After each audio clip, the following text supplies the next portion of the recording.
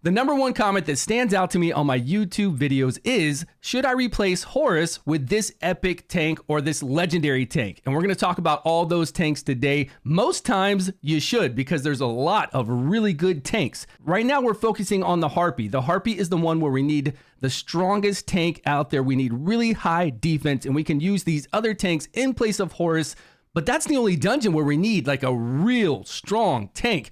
All the other dungeons, we just need kind of an off tank that can tank the boss, but also do something else for our team. And a lot of these other ones can. Before we get into those other tanks, let's talk about this one that I have an idea for, because I was starting a tier list for all the tanks in the game and I came across this one, and I'm really thinking by tonight I can test this out and see if it's going to work. If I run this guy next to Horrus up front, grants the ally with the lowest HP within one tile around this hero defense up equal to 30% of his defense at the start of the battle. The Harpy's all about having high defense, mitigating that damage, and this guy's gonna give his defense to that person. All we gotta do is put our tank up front with this guy next to him, and then all of our ranged back, he'll be the only one that's one tile away from this guy. Doesn't matter what his HP is, so my Horrus will then get 30% of this guy's HP, and then later on, this guy's going to do ally protection and take some of the damage that Horrus has taken and do damage reduction, just like Horrus does on his ultimate. So we could stagger this after Horrus does his ultimate, count to like 10, or whenever Horrus is kind of like halfway through his gauge, and then throw this on full auto, and we could stagger the two. So with Horrus getting 30% additional, Horrus still being the main target that the Harpy's hitting, because once two melee characters are up against the bird, what's really cool about this is she'll do that swipe, right? The Harpy feather swipe and hit these two. And then she'll do the ultimate and hit Horrus as well. So we're making him stronger so he can take all those hits. But our backline people, all three, usually our two hero healers and a DPS, none of them will take damage. Nobody back there will take damage. Only these two. And the reason why I think it might work is because then Horrus can really tank it out. He can actually tank it with this 30% additional defense and this guy giving him coverage. And then our back line, like, it does not matter what we have them equipped. Hell, it doesn't even matter what level they are, right? They're going to be low level. But the person with the lowest HP in the back will be hit by that one wisp. But I'm really excited to try this out. Again, I'm making a tier list for all the tanks in the game. I've already got everything down on my sheets, but we're not going to go over to my sheets today. Not today. We're going to go to the actual units. So everyone's always asking me about Furbath. Should I take Furbath and replace Horrus with this guy? Absolutely. This guy is actually a legendary in disguise. All this healing he does right here, plus remove a debuff, this healing nexus he has, and then this ability to do decrease attack. But let's be honest, none of our tanks really have accuracy to do decrease attack. So really, it doesn't even matter if he does that. Right here, we've got a defense lead. Grave of Venom. We want defense over HP. So take this defense lead over the HP lead that we would have with Horrus, and then you're going to get this healing here, and you're going to get this healing right here. This is really going to benefit us in all the other dungeons as well. That's what I'm talking about, a tank that can help us out everywhere else in the game. So we've got this tank in the front line. We put all our people behind him in other dungeons, not the Harpy dungeon, in other ones, and it's cake. People have been using this guy in beta to get through all PvE content, and even they use him in the front line in PvP for stall teams. Simply amazing. He's really a legendary. Another one that people ask me about a lot is Garius, and I have him. I've played him. I played Furbath. I have him as well. I played this guy until 6 days where we couldn't reset anymore. The ability for him to stack these permanent increased defense up to 40% additional defense is nuts. Like, really nuts. But that doesn't even compare to this guy's ability to do an AoE heal that covers the whole entire board. So instead of Horrus up there taking the Harpy in every single dungeon you're doing, this guy would be up there with his defense lead, with this increased defense over time. Plus you put, of course, on all these guys, either flat defense or defense percentage chest, flat defense or defense percentage gloves. You eventually go over to Grave of Curse and you get the gear, the 2-set piece that gives us defense and HP. He'll get a hit recovery here on his battle skill. And then this one, the heal is enormous. It is so enormous. So yes, Garius, Furbath, definitely you can replace Horrus with them. If you're lucky enough to get some of these legendaries, I actually pulled this legendary on my main account, Urgander. This guy surprisingly does a lot of damage right here based off his max HP, plus heals himself by 20% of his max HP every 12 seconds. You're not going to have it booked out probably. So every 12 seconds. And we get a chance to reduce their ultimate energy by 25%. That's crazy. We don't care about this taunt really, but he gets immortality where he can't die for 10 seconds. That's pretty nuts too. And then here, whenever he's attacked, he's got a chance to put up decrease attack 2 on the enemy.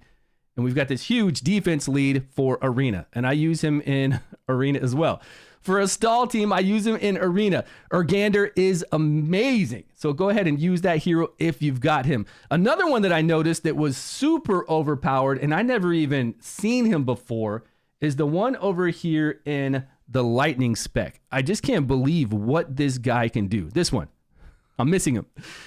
He is nuts. From what I can read here, not only does he have absurdly high defense and HP, but it says right here the hero gains 20% damage reduction. Just straight out, 20% damage reduction. High defense, if we need that for the Harpy. Anywhere else, we don't need as much high defense.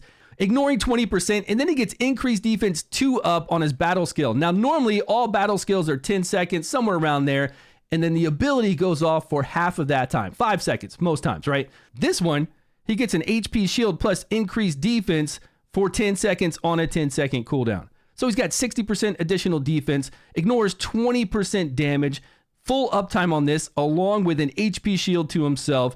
And then, of course, like all of them, we get a chance to reduce the ultimate, which is nuts. And then we do attack down. So this guy is definitely a beast if you're lucky enough to pull him. There's another epic out there that a lot of people talk to me about, Isolde. I just don't know if she can take place of Horrus right now. It looks like she's got a lot of things going for her because anytime she puts a shield up, only the shields granted by her, your whole entire team, including herself, takes 15% less damage. That's actually pretty cool, but it's only when she does shields. And then she does all the things that everybody else that's a tank does, right? The attack penalty. But these shields are 14% of max HP. And then she gets defense up 1, but it's 5 seconds for 10 seconds. I just don't know if she's going to last out over something like Horrus with his damage reduction, his shield, and his little life back whenever hit. Even though she's getting defense up 1 and doing shields, taking 15% less, yes, I'm just not sure. I need to test her out, and she does have that defense lead that is far better than the HP lead to go into the Harpy Cave and pretty much anywhere else, just to mitigate damage. So I'm not really sure about her. This one is an absolute beast that I see in Arena a lot, and he just will not die. And I'm not sure that this works like it reads. If it does, then I understand why he won't die. So it probably does. It says that it's healing him by a little bit every 0.3 seconds. Every 0.3 seconds is fast, even if it's a little bit. And then reduces damage dealt whenever he's hit, up to a max of 25% reduction in damage. And then when he's healed by 100%, he gets converted into max HP, up to 50%. So his max HP is going to go up by 50% when converted. This is all a passive, right? All a passive, reducing so much damage, getting heals for himself. And then he's got the normal things. He's got fear here. It's more of a PvP thing. But he does have recharge speed penalty and heal reversal, which is pretty insane on some bosses that we fight. The recharge speed penalty is insane on anybody we fight. So when we go to fight those bosses that we don't need all that defense on, we can actually give him some accuracy and get this recharge penalty up on every single boss other than the Harpy, and it's going to be crazy good. And even this heal reversal on something like Grave of Rot.